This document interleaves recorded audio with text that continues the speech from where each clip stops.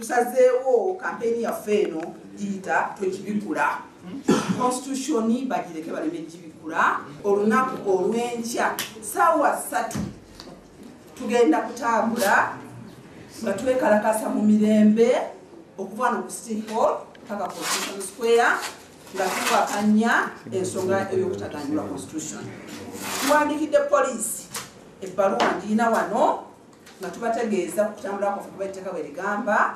Tusaba poliisi ebeere n'essimbu etuwe obukuumi obwetaagisa ng'obukuumi bweyawadde bannaffe ku lunaku lwali lwakubiri ennaku z'omwezi 12 Septemba aba NRM abatanga mu Kampala.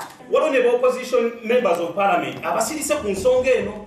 Twagala okubagamba member ba parliament abasirise tujja mujja tulabirawo nga tutuse ku geeti zammwe. Muteese ku bakyala abafa, muteese ku ddagala eribuze mu ddwaliro, muteese ku mbeera zonna eziruma bannayuganda. Essaawa eno ekizibu kyaffe si kubikula constitution. Babireka yamutukubidde gy'ebikonde era ntegedde alina kaseera ali mu ddwaliro oyo ekyalo tumusibira kubeera mu parliament ne wabeera n'abamagye zaabwe ne bafuna ekiddukano ne balabakola kakenca nabenga kakati omuntu bwasusa emyaka 75 awo bawa pampa tugamba tebagezaako tetwagala kulaba pulezidenti wa pampa.